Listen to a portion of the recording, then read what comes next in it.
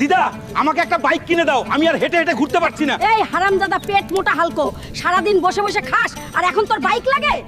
জলদি আমার বাড়ি থেকে বের হয়ে যা। দিদা একটা বাইকই তো চাইছিলাম, তার জন্য আমাকে বাড়ি থেকে বের করে দিলা।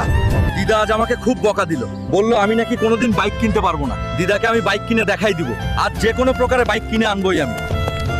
কি রে হাল্ক, হেঁটে হেঁটে কেন? তোর বাইক কই রে? তুই না বলছিলি বাইক কিনবি? তোর যে দুটো সিংহকে পরাজিত করতে পারবে তাকে পুরস্কার হিসেবে দেওয়া হবে একটা সুপার বাইক। Super bike. কার আছে সেই ক্ষমতা এই দুই ভয়ঙ্কর সিংহকে পরাজিত করে এই সুপার বাইকটা জিতে নিতে পারবে? আজকে আমাকে এই প্রতিযোগিতা জিততেই হবেই। এই বাইকটা আমি জিতেই নেবই। সুপার বাইকটা আমার খুবই দরকার। আমি এই দুইটা সিংহের চ্যালেঞ্জ নেব, এই বাইকটা আমি জিতেই নেব। ঠিক আছে, তাহলে চ্যালেঞ্জ শুরু করা হোক হাল্কের সঙ্গে। হাল্ক